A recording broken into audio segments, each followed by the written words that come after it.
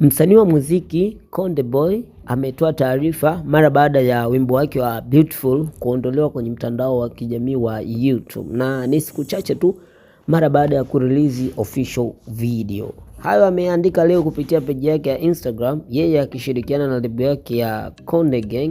Acha nikutafsirie maneno haya. Wimbo wetu mpya wa Beautiful umeondolewa YouTube kutokana na madai ya haki miliki, yani copyright claim, yaliyowasilishwa na mtu mwingine.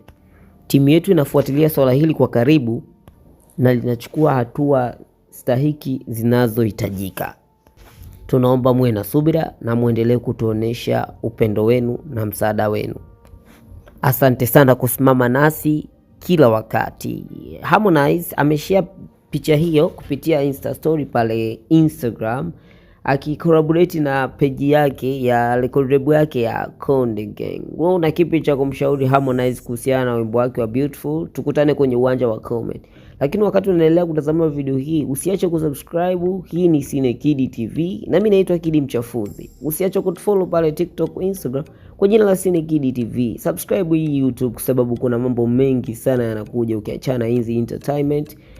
Lakini pia kama una udaku, una kitu chochote kipya, una ujumbe mpya ambao unahitaji tu kufikisha kwetu sisi, hakikisha unatufollow pale Instagram, alafu unakuja inbox, then unaeleza changamoto. Kama una kisa, mkasa na kitu chochote unachotaka kukiwasilisha kupitia Cinekid TV, basi hii hapa ni sehemu sahihi. Cinekid TV, it is all about entertainment. Usiache kufollow, usiache kusubscribe. Tukutane kwenye uwanja wa comment kuhusiana na ili sakata zima la wimbo wa Harmonize kushushwa pale kwenye mtandao wake wa kijamii wa YouTube.